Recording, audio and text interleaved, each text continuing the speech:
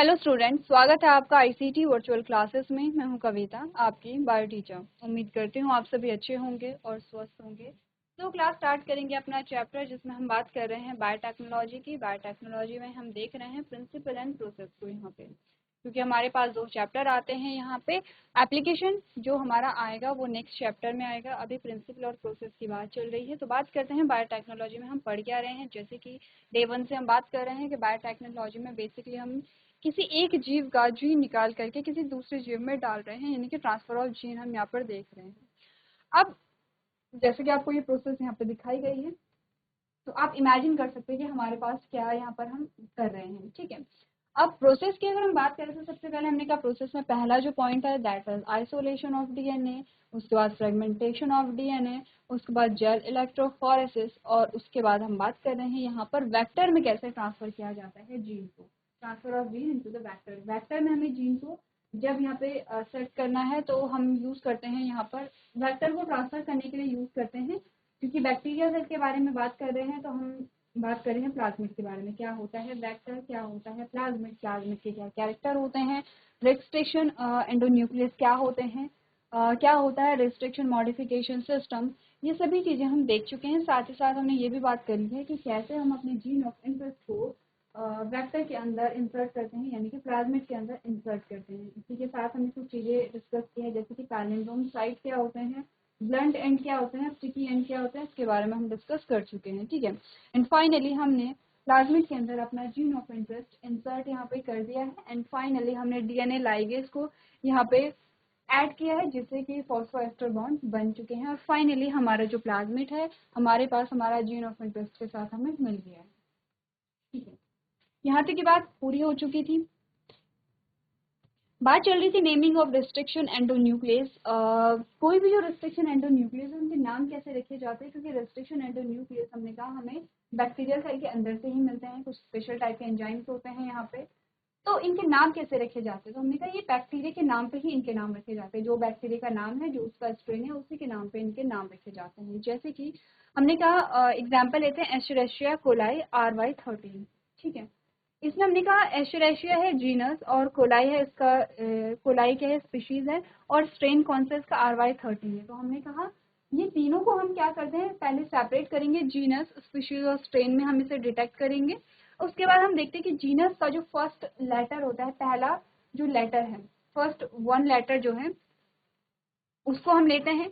Species क्या है, species के फर्स्ट दो लेटर हम लेते हैं, यानी कि जीनस का फर्स्ट जो एक लेटर है वो हम ले रहे हैं, जीनस के फर्स्ट दो लेटर हम ले रहे हैं, और स्ट्रेन का फर्स्ट एक लेटर हम ले रहे हैं। ठीक है, तो हमने यहाँ पे लिया है ई को, यहाँ पे लिया है फर्स्ट दो लेटर यानी कि CO को लिया है, और यहाँ पे फर्स्ट लेटर R है, तो ये हुआ इकॉर, यहाँ पे इकॉर हो गया है।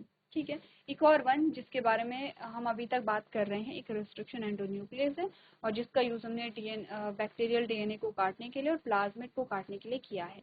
अब फर्स्ट क्या होता है, ये सीक्वेंस को बताते हैं कि किस सीक्वेंस में इसकी डिस्कवरी हुई है। जैसे कि बैक्टीरिया के जो स्ट्रेन है और इस स्ट्रेन से एक से ज्यादा एंडोन्यूक्लियस मिलते हैं, तो आपने कहा कि हम यहाँ पर बताते हैं सीक्वेंस को कि इकॉर 1 किस सीक्वेंस में मिला है। तो इकॉर फर्स्ट जो है ये पहला रिस्ट्रिक्शन एंडोन्यूक्लियस है जो इस स्ट्रेन से मिला है। ऐसा नहीं कि सबसे पहला है, हमने कहा फर्स्ट बताता है कि इकॉर 1, क्योंकि हमने कहा इस बैक्टीरिया है, ये जो बैक्टीरिया है इसका ये जो स्ट्रेन है इससे एक से ज्यादा एंडोन्यूक्लियस मिल सकते हैं। सबका नाम इकॉर ही होगा, क्योंकि हमने कहा बैक्टीरिया के नाम पर हम क्या कर रहे हैं, रेस्ट्रिक्शन एंडोन्यूक्लियस का नाम लिख रहे हैं। सबका नाम इकॉर होगा, तो हम कैसे आइडेंटिफाई करेंगे, तो हमने नंबरिंग कर ली कि जो पहले डिटेक्ट हुआ है इकॉर 1, जो सेकंड नंबर पे है तो इकॉर सेकंड, जो थर्ड नंबर पे है तो इकॉर थर्ड। ऐसे ही हम क्या करते हैं, नेमिंग करते हैं रेस्ट्रिक्शन एंडोन्यूक्लियस की। ठीक है, आगे आते हैं वेक्टर के बारे में। हमने कहा वेक्टर जो है वो दो तरीके से काम करते हैं। ठीक है, या हम दो तरीके से उन्हें यूज करते हैं वेक्टर को। ठीक है, पहला है एक्सप्रेशन वेक्टर। एक्सप्रेशन वेक्टर में क्या होता है कि जो जीन यहाँ पर इंसर्ट हुआ है, जो हमारा जीन ऑफ इंटरेस्ट है, उससे जो भी प्रोडक्ट हमें चाहिए हम उससे वो प्रोडक्ट निकाल लेते हैं, पहला है। दूसरा है यहाँ पर क्लोनिंग वेक्टर। क्लोनिंग वेक्टर में हमने कहा कि एक प्लाज्मिड से दो, दो प्लाज्मिड से चार, और ऐसे ही हम क्या करते रहते हैं, अपने जीन ऑफ इंटरेस्ट के क्लोन बनाते रहते हैं, यानी कि हमने जीन ऑफ इंटरेस्ट को क्या करना है, उनके नंबर को बढ़ाते रहते हैं। ऐसे जो वेक्टर होते हैं वो क्लोनिंग वेक्टर कहलाते हैं। इसी के साथ हमने ये भी बात की कि क्लोनिंग वेक्टर जो है वो एक्सप्रेशन वेक्टर में कन्वर्ट हो सकते हैं। हम किसी भी यहाँ पे वेक्टर को ले करके, किसी भी प्लाज्मिड को ले करके उससे प्रोडक्ट ले सकते हैं। ठीक है, तो ये डिफरेंस हमें यहाँ पर ध्यान रखना है। चलिए आगे बढ़ते हैं और बात करते हैं यहाँ पर आपके आज के टॉपिक के बारे में। ठीक है, हमने कहा ये है हमारा जीन ऑफ इंटरेस्ट। ये हमारा जीन ऑफ इंटरेस्ट है।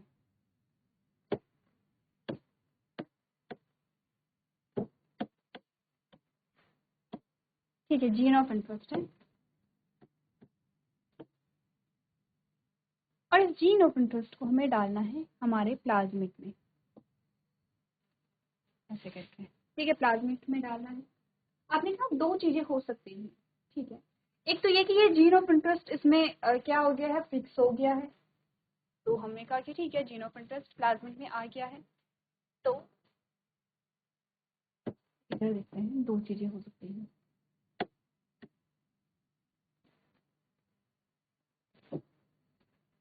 ये है प्लाज्मिड।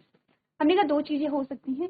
जब हमने इस जीन ऑफ इंटरेस्ट को यहाँ फिट किया तो ये यहाँ पे फिट हो गया है।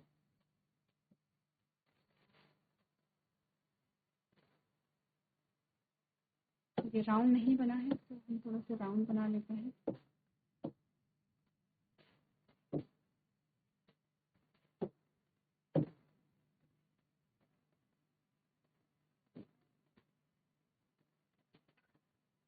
लेकिन हमने कहा ऐसा होने की जो पॉसिबिलिटी है वो 100% तो नहीं होगी।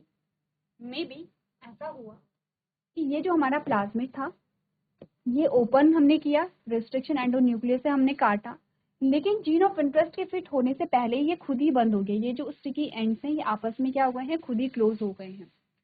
तो ये कंडीशन भी हमारे पास आ सकती है, प्लाज्मिड की आ सकती है। हमने कहा ऐसे होने की पॉसिबिलिटी 100% तो नहीं है, ये ऐसे होने की पॉसिबिलिटी भी 100% नहीं है।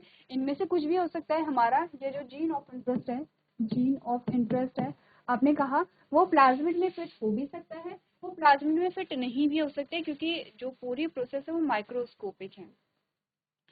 तो इस केस में हमने यहाँ पर देखा कि हमारे पास दो प्रकार के प्लाज्मिड आ सकते हैं। कैसे? जिसमें हमारा जीन ऑफ इंटरेस्ट आ गया है, क्योंकि हमने कहा ये भी एक डीएनए है और ये भी एक डीएनए है। तो इस डीएनए में एक नया डीएनए जब यहाँ पर ऐड हो रहा है, एक नया डीएनए इंट्रोड्यूस हो रहा है, तो एक नया कॉम्बिनेशन बन रहा है।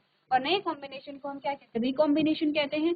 और जिस प्लाज्मिड में रिकॉम्बिनेशन हुआ है उसे हम रिकॉम्बिनेंट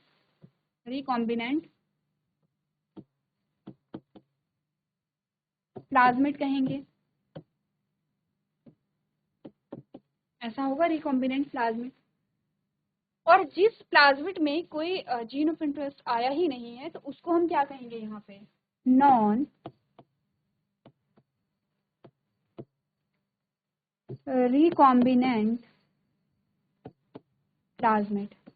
दो प्रकार के प्लाज्मिड आ सकते हैं हमारे पास, क्योंकि पूरी प्रोसेस तो माइक्रोस्कोपिक है। अब ऐसा नहीं है कि हम सिर्फ एक ही प्लाज्मिड को ले रहे हैं यहाँ पर अपने एक्सपेरिमेंट के लिए। ऑफकोर्स हमें यहाँ पर अपना जो एक्सपेरिमेंट है वो बड़ी स्केल पे करना पड़ेगा, जिसमें पॉसिबिलिटी जो है यहाँ पर एक्सपेरिमेंट के पूरे होने की वो ज़्यादा होगी। ठीक है, अब हमने कहा कि रिकॉम्बिनेंट प्लाज्मिड और नॉन रिकॉम्बिनेंट प्लाज्मिड, हमारे पास दो प्रकार के प्लाज्मिड आते हैं। ठीक है, on the basis of gene of interest. Gene of interest अगर यहाँ पे इंसर्ट हो गया है तो इसे हम कहेंगे रिकॉम्बिनेंट प्लाज्मिड। अगर जीन ऑफ इंटरेस्ट यहाँ पे ऐड होने से पहले ही जो प्लाज्मिड है वो क्लोज हो गया है तो इसे हम कहेंगे नॉन रिकॉम्बिनेंट प्लाज्मिड। अब हमने कहा कि जब हम यहाँ पर इस प्लाज्मिड को बैक्टीरियल सेल के अंदर इंट्रोड्यूस कराएंगे तो तभी हमारे पास अलग अलग सिचुएशंस आएंगी। हो सकता है कि ये प्लाज्मिड बैक्टीरियल सेल के अंदर क्या हो जाए, इंसर्ट हो जाए सक्सेसफुली। ठीक है, या ये भी हो सकता है कि इसकी बजाय ये वाला जो प्लाज्मिड है वो बैक्टीरियल सेल के अंदर क्या हो जाए, इंसर्ट हो जाए। इसके बेसिस पे हमारे पास क्या होते हैं, यहाँ पे 2 से 3 कंडीशन आती हैं। वो कंडीशन कौन कौन से होती हैं इसके बारे में डिस्कस करते हैं। तो सबसे पहले हमें लेने हैं प्लाज्मिड। सबसे पहले हम लेंगे यहाँ पर रिकॉम्बिनेंट प्लाज्मिड को। ठीक है, तो ये हमारा है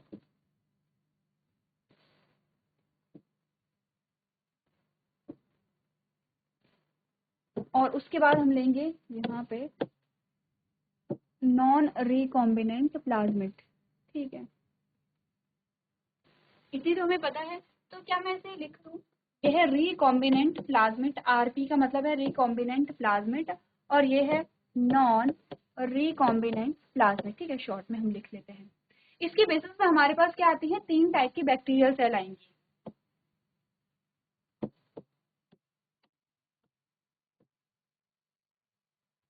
एक सेल ये है, एक सेल ये है, और एक सेल ये है। ठीक है, सेल का टाइप है, ये है टाइप 1, ये है टाइप 2, और ये है टाइप 3। 3 प्रकार के हमारे पास यहाँ पे सेल आएंगे। ठीक है, 3 प्रकार के सेल का मतलब है 3 प्रकार के हमारे पास सिचुएशंस आ सकते हैं यहाँ पे, क्योंकि हमने कहा कि हमें अभी नहीं पता है कि कौन सा प्लाज्मिड हमारा रिकॉम्बिनेंट प्लाज्मिड है। ऐसा तो है नहीं कि ये प्रोसेस आपने कहा आप नॉर्मली अपने हाथों से कर रहे हैं, और आप अपने हाथों से करते तो आप पहचान पाते कि अच्छा ठीक है इसके अंदर हमारा जीनोसिंथेसिस है, सारा माइक्रोस्कोपिक प्रोसेस है। अब हम क्या करेंगे, इन प्लाज्मिड को इंट्रोड्यूस कराते हैं यहाँ पर सेल के अंदर।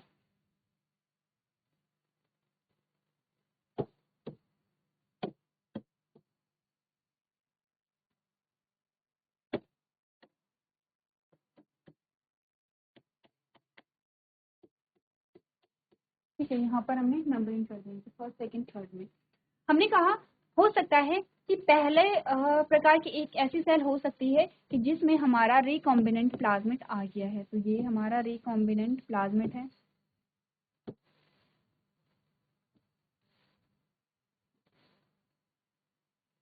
ठीक है, क्या हो सकता है कि हमारी सेल में नॉन रिकॉम्बिनेंट प्लाज्मिड आया है जिसमें हमारा जीनोपेंट्रस्ट है ही नहीं।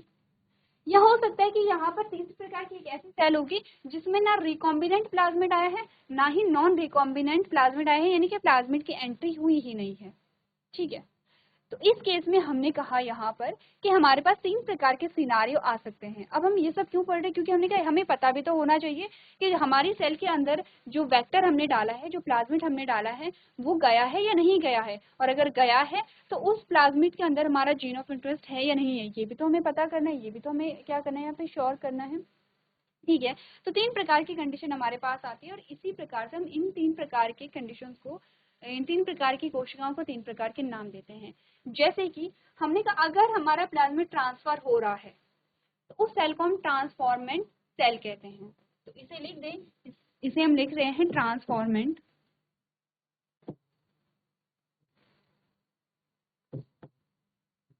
सेल। सेम यहाँ भी ट्रांसफर तो हो रहा है, तो ये भी हमारा क्या है, ट्रांसफॉर्मेंट सेल है।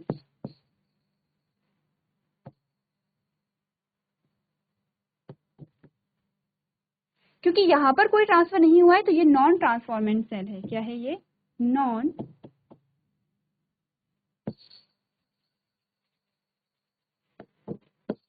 ठीक है।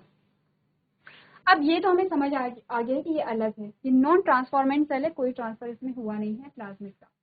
इन दोनों को हम कैसे यहाँ पे अलग करेंगे, हमने कहा यहाँ पर रिकॉम्बिनेशन हुआ है तो हम क्या कहेंगे, रिकॉम्बिनेंट ट्रांसफॉर्मेंट सेल। इसका नाम, पूरा नाम क्या होगा, रिकॉम्बिनेंट ट्रांसफॉर्मेंट सेल या रिकॉम्बिनेंट ट्रांसफॉर्मिंग सेल होगा। ठीक है, ऐसी सेल जिसमें रिकॉम्बिनेशन हुआ है रिकॉम्बिनेंट ट्रांसफॉर्मेंट सेल होगा, क्योंकि इस सेल में ऐसा प्लाज्मिड आया है जिसमें रिकॉम्बिनेशन नहीं हुआ है। तो आपने कहा इसका नाम होगा नॉन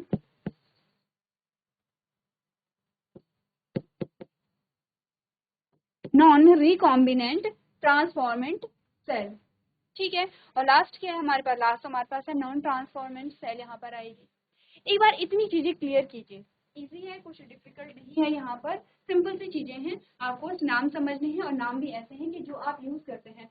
ट्रांसफर, ट्रांसफॉर्मेशन, ट्रांसफॉर्मेंट ऐसे वर्ड्स हम यूज करते हैं, रिकॉम्बिनेशन, रिकॉम्बिनेंट ऐसे वर्ड भी हम यूज करते हैं अपने जो बोलचाल की भाषा होती है। कोई ऐसे शब्द नहीं है जो पारिभाषिक शब्द हैं और जो हमें समझ नहीं आ रहे हैं। शब्द आपके क्या है यहाँ पे, नोन है, बस आपको ध्यान से देखना है कि हम पढ़ क्या रहे हैं।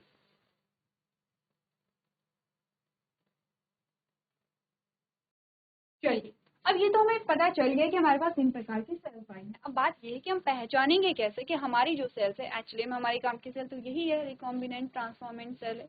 हमने कहा पहचानेंगे कैसे कि हमारी वो सेल कौन सी है जिससे कि हमें काम है, जो हमारे काम की है।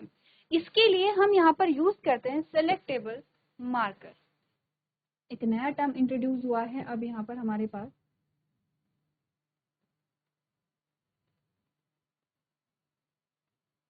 दैट इज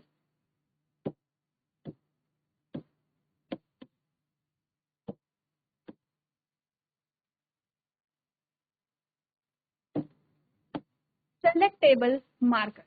जैसे कि नाम से ही पता चल रहा है कि इनका काम क्या होगा। जैसे कि नाम से पता चल रहा है कि इनका काम क्या होगा। ये ऐसे मार्कर होंगे जो सेलेक्ट करने का काम करते होंगे। क्या सेलेक्ट करेंगे ये, हमने कहा हमारे ट्रांसफॉर्मेंट रिकॉम्बिनेंट सेल को यहाँ पे मार्क करेंगे बाकी से अलग, यानी कि 2 सेल्स को डिटेक्ट करेंगे और हमारी सेल को पहचानने में हमारी मदद करेंगे। तो बेसिकली ये मार्क क्या करते हैं, ऐसे सेल को मार्क करेंगे जो यहाँ पे क्या है, नॉन रिकॉम्बिनेंट है, नॉन ट्रांसफॉर्मिंग है, ठीक है, दोनों सेल्स को यहाँ से अलग करेंगे। सेलेक्टेबल मार्कर होते क्या है एक्चुअली में, हमने कहा प्लाज्मिड, अगेन आते हैं प्लाज्मिड पे, और प्लाज्मिड के अंदर हमने कहा ऐसे जीन जिनमें एंटीबायोटिक रेजिस्टेंस कैपेसिटी होती है। एंटीबायोटिक समझते हैं, आपने सुना होगा जो एंटीबायोटिक होते हैं उनका यूज किया जाता है बैक्टीरियल ग्रोथ को रोकने के लिए या बैक्टीरिया को किल करने के लिए। उनको हम क्या कहते हैं, एंटीबायोटिक कहते हैं, यानी कि बैक्टीरिया के ग्रोथ के अगेंस्ट जो काम करे उन्हें हम क्या कहेंगे, यहाँ पे एंटीबायोटिक कहेंगे। हमने कहा सिलेक्टेबल मार्कर्स क्या होते हैं यहाँ पर, जो प्लाज्मिड है, क्या है ये प्लाज्मिड, यानी कि हमारा वेक्टर। प्लाज्मिड में कुछ ऐसे जीन होते हैं जिनमें एंटीबायोटिक रेजिस्टेंस कैपेसिटी होती है। रेजिस्टेंस का मतलब समझते हैं, रेजिस्टेंस का मतलब होता है अवरोध उत्पन्न करना या रेजिस्ट करना, यानी कि रोकना। यानी कि ये क्या करेंगे, जो एंटीबायोटिक है उसकी एक्शन को क्या करते हैं, इनहिबिट करते हैं, रोकते हैं, ठीक है। इन्हीं को हम सेलेक्टेबल मार्कर कहते हैं। हमने कहा ऐसे कैसे सेलेक्टेबल मार्कर, ये कैसे मार्क करेंगे, क्योंकि एंटीबायोटिक रेजिस्टेंस जीन जो होते हैं उन पर एंटीबायोटिक का कोई भी असर नहीं पड़ता है, ठीक है। हम क्या करेंगे, हमने कहा हम एंटीबायोटिक उनके ऊपर डालेंगे, ठीक है। जैसे हमने उनके ऊपर डाला, अगर प्लाज्मिड प्रेजेंट है तो आपने कहा एंटीबायोटिक रेजिस्टेंस जीन भी प्रेजेंट होगा। एंटीबायोटिक रेजिस्टेंस जीन प्रेजेंट है तो एंटीबायोटिक का कोई भी असर यहाँ पर नहीं पड़ेगा। इसके बारे में हम बात करेंगे कि हम कैसे सेलेक्ट करते हैं, कैसे सेलेक्टेबल मार्कर का यूज करते हैं। थोड़ा सा और समझते हैं यहाँ पर सेलेक्टेबल मार्कर्स को और प्लाज्मिड। हमने कहा कि यहाँ पर जो सिलेक्टेबल मार्कर्स हैं वो क्या है, यहाँ पे जीन है, ध्यान रखना है। जीन का मतलब है कि यहाँ पे पार्ट ऑफ डीएनए, प्लाज्मिड का जो डीएनए है, यानी कि प्लाज्मिड का एक डीएनए ही है, प्लाज्मिड का डीएनए मतलब प्लाज्मिड डीएनए ही है यहाँ पे। तो इसमें कोई जो जीन है उसमें क्या होती है, एंटीबायोटिक रेजिस्टेंस कैपेसिटी होती है। एक चीज ये ध्यान रखनी है कि ऐसा नहीं है कि एक जो जीन है वो सभी एंटीबायोटिक के लिए रेजिस्टेंस कैपेसिटी रखेगा, ऐसा नहीं होता है। अलग अलग एंटीबायोटिक के लिए अलग अलग जीन जो होते हैं वो एंटीबायोटिक रेजिस्टेंस कैपेसिटी रखते हैं, ठीक है। जैसे कि आपने कहा कि टेट्रासाइक्लिन हो गया है, ऐसे ही हमारे पास अलग अलग क्या आते हैं, जीन आते हैं। अब इन जीन में क्या होता है कि इन पर जो एंटीबायोटिक है उनका कोई असर नहीं पड़ता है। किसके अंदर होते हैं, प्लाज्मिड के अंदर होते हैं। और आपने कहा कि अगर ये प्लाज्मिड किसी बैक्टीरियल सेल के अंदर है, इसका मतलब वो जो बैक्टीरियल सेल है उस पर एंटीबायोटिक का कोई असर नहीं पड़ेगा। इतनी बातें समझ में आ गई है। तो थोड़ा सा आते हैं पीछे और हम बात करेंगे यहाँ पर कि कैसे हम रिकॉम्बिनेंट और नॉन रिकॉम्बिनेंट को हम यहाँ से क्या करेंगे, अलग करेंगे। अच्छा, ये नॉन रिकॉम्बिनेंट में भी लिख देंगे, non recombinant non transformant cell है। हमने कहा कि अगर फॉर एग्जाम्पल ये जो प्लाज्मिड है इसमें क्या है, एक जीन है जो यहाँ पर टेट्रासाइक्लिन जो है, टेट्रासाइक्लिन रेजिस्टेंस जीन यहाँ पर पाया जा रहा है, ठीक है। कैसे लिखते हैं, टेट्रासाइक्लिन रेजिस्टेंस जीन यहाँ पर पाया जा रहा है। तो ये टेट्रासाइक्लिन यहाँ पर भी आएगा,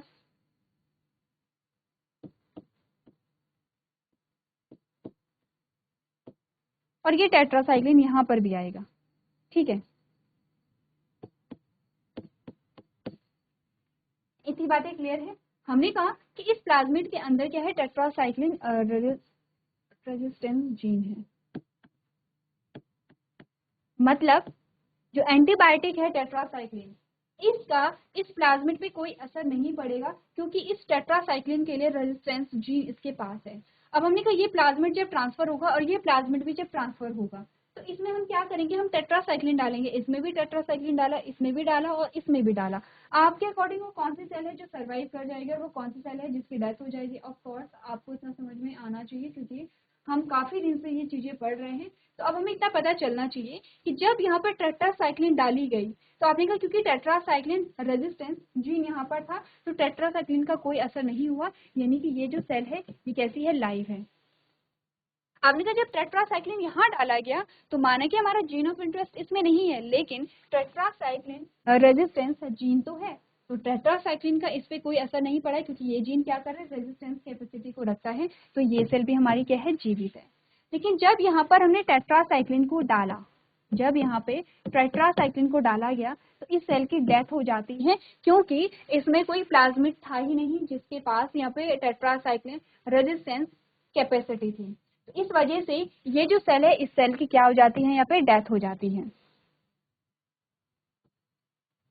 यहाँ पर इस सेल की क्या हो जाती है, डेथ हो जाती है। तो यहाँ से हमने क्या किया है, हमने यहाँ पर ट्रांसफॉर्मेंट सेल को नॉन ट्रांसफॉर्मेंट सेल से अलग किया है। अभी रिकॉम्बिनेंट और नॉन रिकॉम्बिनेंट को नहीं किया है, लेकिन हमने कहा transformant cell non transformant cell से अलग हो गई है, यानी कि ये सेल तो अब हमारी हट गई है। अब हमारे पास दो ही सेल है और इन सेल्स में से हमें क्या करना है, यहाँ पर अपनी जो सेल है उसे आइडेंटिफाई करना है, ठीक है। तो अब समझ में आया कि सेलेक्टेबल मार्कर्स जो होते हैं वो काम कैसे करते हैं, होते क्या है। अब इतना समझ में आया है। तो अगर आपको इतना समझ आया तो एक बार सिलेक्टेबल मार्कर के बारे में लिखिए। हम थोड़ा सा बात करेंगे जो सिलेक्टेबल मार्कर्स होते हैं, या यहाँ पर हम बात करेंगे आर्टिफिशियल जो प्लाज्मिड होते हैं उनके कुछ कैरेक्टरिस्टिक्स के बारे में।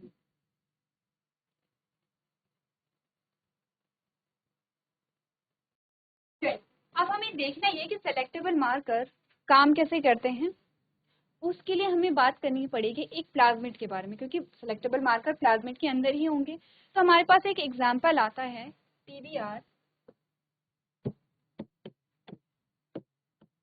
322।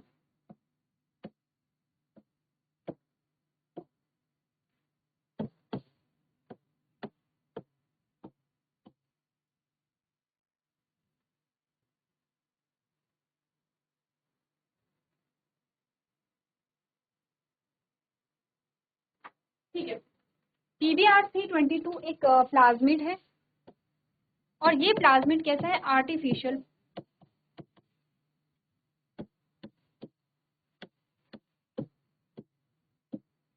प्लाज्मिड है, ठीक है। ये क्या है, आर्टिफिशियल प्लाज्मिड हमारे पास आता है। ये आर्टिफिशियल प्लाज्मिड है और इसके अंदर कई सिलेक्टेबल मार्कर्स यहाँ पर पाए जाते हैं जिनका जो फंक्शंस होता है वो हम नेक्स्ट लेक्चर में यहाँ पर देखेंगे।